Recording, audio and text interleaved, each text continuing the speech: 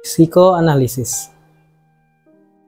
Psikoanalisis adalah salah satu teori psikologi di mana teori ini mempelajari pikiran alam bawah sadar manusia, serta bagaimana pikiran tersebut memengaruhi perilaku dan kepribadian seseorang. Teori ini dikembangkan oleh seorang psikolog yang bernama Sigmund Freud pada awal abad ke-20. Menurut Freud, tingkah laku manusia didominasi oleh alam bawah sadar yang memiliki 3 tingkat, yaitu id, ego, dan superego. Id merupakan bagian primitif dan instinktual dari pikiran yang berisi dorongan seksual dan agresif. Id bergerak berdasarkan prinsip kesenangan untuk segera memenuhi kebutuhannya. Id tidak pernah tumbuh dewasa dan tetap kekanak-kanakan. Dan id ini berada di alam bawah sadar manusia.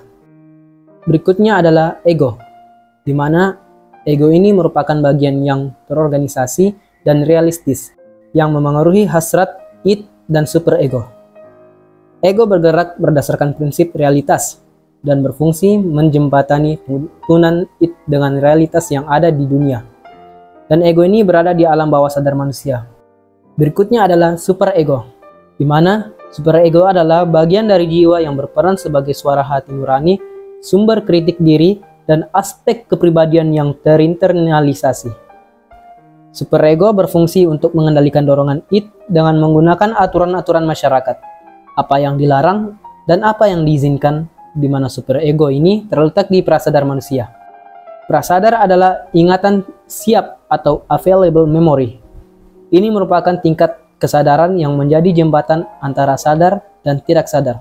Prasadar merupakan fase di mana sesuatu yang awalnya diperhatikan secara sadar, perlahan tidak lagi diperhatikan.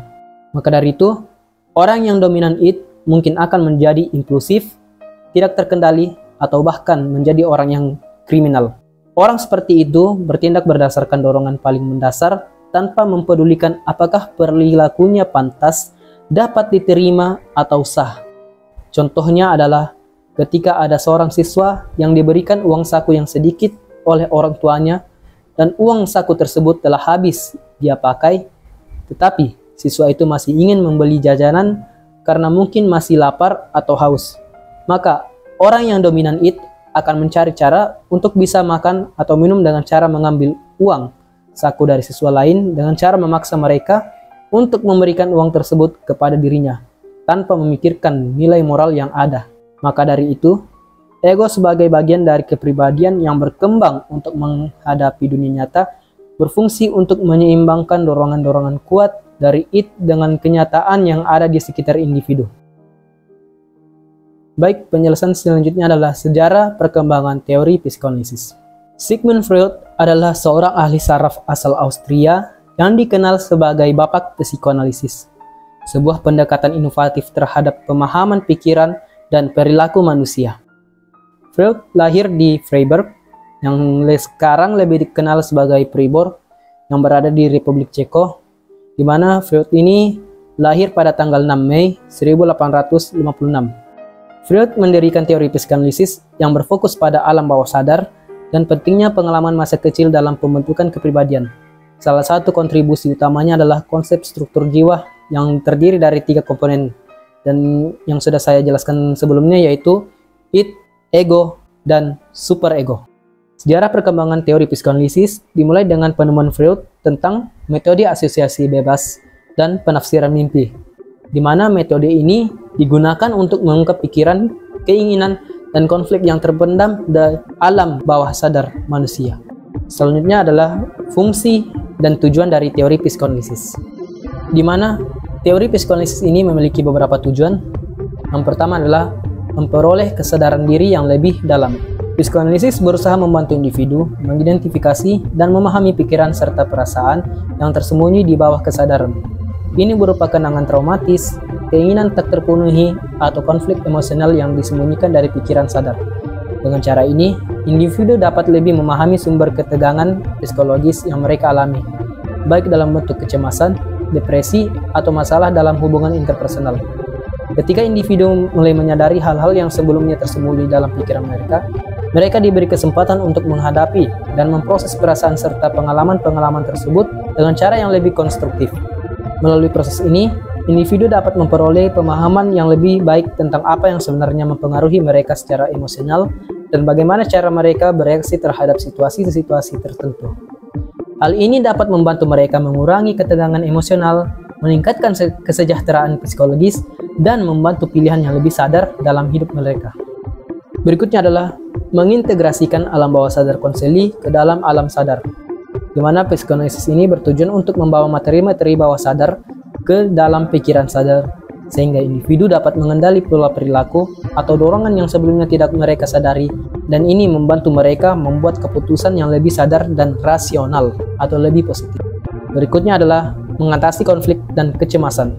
Psikoanalisis ini bertujuan untuk mencoba mengurangi ketegangan psikologis yang muncul dari konflik antara dorongan id dan kendala ego serta super ego. Dengan memproses konflik batin ini, seseorang diharapkan bisa mengatasi kecemasan yang dihasilkannya. Dan berikutnya adalah penyembuhan gangguan psikologis. Psikologis juga digunakan sebagai metode terapi untuk membantu individu yang mengalami gangguan mental, seperti depresi, kecemasan, fobia, atau gangguan kepribadian. Proses terapeutik ini membantu individu mengenali akar permasalahan dari gejala-gejala psikologis mereka dan menemukan cara untuk mengatasinya. Dan yang terakhir adalah memperbaiki pola relasi dan perilaku. Dengan memahami dinamika batin, konseli dapat memperbaiki pola relasi interpersonal yang merusak dan pola perilaku yang tidak efektif.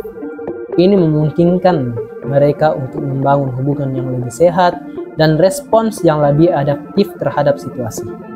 Yang pertama adalah mendiagnosis masalah psikologi yang dialami konseli, di mana psikoanalisis ini berfungsi sebagai alat untuk mendiagnosis gangguan mental dengan memahami konflik yang tidak disadari, trauma masa kecil, dan perilaku pertahanan psikologis yang digunakan oleh individu. Dengan menggali alam bawah sadar, seorang terapis dapat menemukan akar penyebab dari berbagai masalah psikologis seperti kecemasan, depresi, fobia, atau gangguan kepribadian. Berikutnya adalah mengungkap dinamika alam bawah sadar. Teori ini juga berfungsi untuk menjelaskan bagaimana pikiran bawah sadar bekerja dan bagaimana konflik internal memengaruhi perilaku seseorang.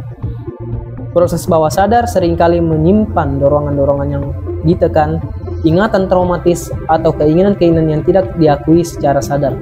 Dengan mengungkap ini, psikoanalisis memungkinkan individu untuk memahami asal dan mula perasaan dan perilaku yang tidak mereka sadari.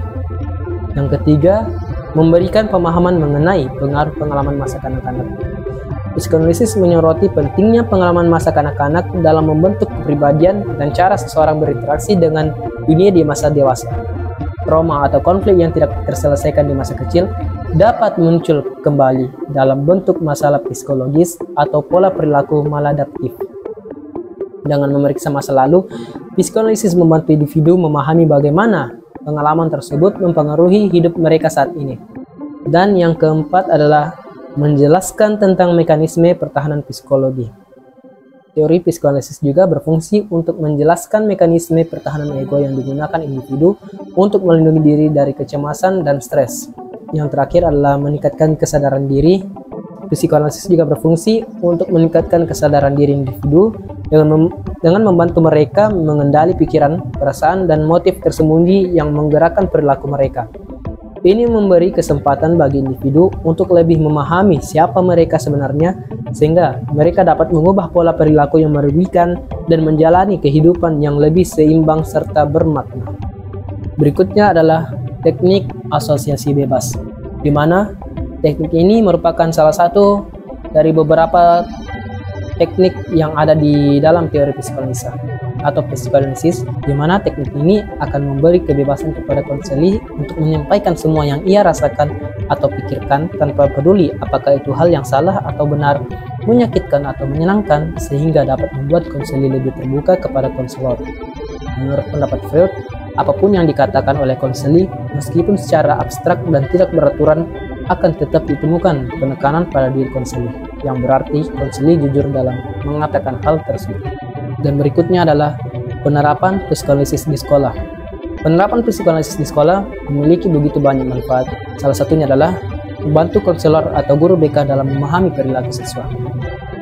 Psikoanalisis membantu guru memahami motivasi tersembunyi di balik perilaku siswa.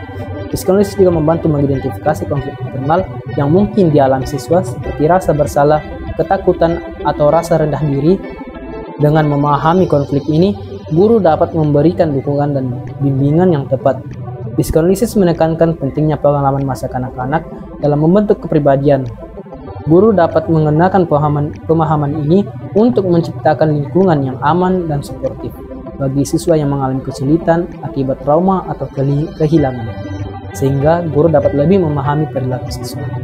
Berikutnya adalah membantu konselor atau guru BK dalam membangun hubungan yang lebih baik dengan siswa. Psikoanalisis mendorong guru untuk mengembangkan empati terhadap siswa dengan memahami perasaan dan perspektif siswa. Guru dapat membangun hubungan yang lebih positif dan suportif. Psikoanalisis mengajarkan guru untuk menggunakan teknik pendengaran aktif, di mana guru akan mendengarkan dengan penuh perhatian dan mencoba memahami sudut pandang siswa. Hal ini membantu siswa merasa didengarkan dan dipahami, yang dapat meningkatkan percaya diri dan motivasi belajar mereka. Dengan begitu, guru dapat menumbuhkan rasa kepercayaan siswa ke dirinya, sehingga siswa dapat terbuka kepada konselor, guru konselor. Berikutnya adalah meningkatkan kinerja akademik siswa. Dengan memahami motivasi tersembunyi siswa, guru dapat menciptakan lingkungan belajar yang lebih memotivasi dan membantu siswa mencapai potensi mereka. Dan yang terakhir adalah membantu siswa dalam memahami, mengatur, dan mengekspresikan emosi mereka dengan sehat. Berikutnya adalah contoh kasus. Kasus ini ada seorang siswa perempuan berusia 12 tahun bernama Rani. Rani selalu diam, ia tidak mau berinteraksi dengan teman-temannya. Dia selalu duduk di pojok kelas dan terlihat mengantuk. Dan dalam analisis psikoanalisis, Rani mungkin menarik dirinya dari teman sekelasnya sebagai mekanisme pertahanan diri untuk menghindari rasa sakit dan kecewa. Hal tersebut mungkin terjadi dikarenakan pengalaman buruk yang dialami oleh Rani pada masa lalunya, seperti bullying dan penolakan, sehingga membuat Rani takut untuk berinteraksi dengan orang lain. Selain itu, Rani mungkin mengalami konflik internal antara keinginan untuk bersosialisasi dan merasa takut ditolak. Rani mungkin merasa dirinya tidak layak untuk diterima oleh teman-temannya, sehingga Rani memilih untuk menarik diri. Selain itu, Rani mungkin mengalami pengalaman masa kecil yang membuatnya traumatis secara tidak sengaja, seperti mendapatkan penolakan dari keluarganya, sehingga membuat dirinya untuk susah percaya kepada orang lain. Maka dari itu, dalam teori psikoanalisa, guru dapat mencoba memahami perasaan Rani dengan menggunakan teknik pendengaran aktif dan empati. Guru dapat mencoba membangun hubungan yang positif dengan Rani dan memberinya kesempatan untuk mengekspresikan perasaannya dengan aman. Guru juga dapat bekerja sama dengan orang tua Rani untuk memahami latar belakangnya dan memberikan dukungan yang tepat. Berikutnya adalah kelebihan teori psikoanalisis, di mana kelebihan teori ini itu ada beberapa. Yang pertama itu, psikoanalisis ini menekankan pentingnya alam bawah sadar, meningkatkan kesadaran diri konseli, dan memperkenalkan konsep pertahanan, dan membuka jalan untuk terapi. Dan tentu saja, teori psikoanalisis juga pasti memiliki beberapa kekurangan, yaitu kurangnya bukti empiris, proses terapi yang memakan banyak waktu, tidak efektif untuk semua orang, dan terlalu fokus ke masa lalu, dan mengabaikan masa kini. Jadi kesimpulannya adalah teori psikoanalisis adalah teori yang dikemukakan oleh Sigmund Freud, di mana Sigmund Freud mengungkapkan bahwa jiwa manusia memiliki 3 tingkatan, yaitu id, ego, dan superego. Teori ini menganggap bahwa pengalaman masa kecil sangat berpengaruh dan sangat bersangkutan dengan masalah yang sedang dialami oleh konselor. Teori ini memiliki begitu banyak teknik seperti talking cure, interpretasi, analisis mimpi, dan juga asosiasi bebas yang seperti saya jelaskan sebelumnya. Dalam teknik asosiasi bebas, konseli akan diberikan kebebasan dalam mengungkapkan semua hal yang konseli rasakan. Teori psikoanalisis menganggap alam bawah sadar dapat mempengaruhi masalah konseli. Walaupun memiliki manfaat dan kelebihan, namun teori ini juga tidak luput dari kekurangan, dan salah satunya adalah proses terapi yang dapat memakan waktu selama 1 tahun atau lebih. Baik, mungkin itu saja dari saya. Terima kasih telah menonton video saya sampai habis. Semoga penjelasan yang saya berikan mengenai teori psikoanalisis ini dapat bermanfaat kepada Anda. Mohon maaf jika ada kesalahan, jika ada kekurangan dari video saya. karena saya juga ini masih belajar. Billahi fisabilillah haq, fastabikul khairat. Assalamualaikum warahmatullahi wabarakatuh.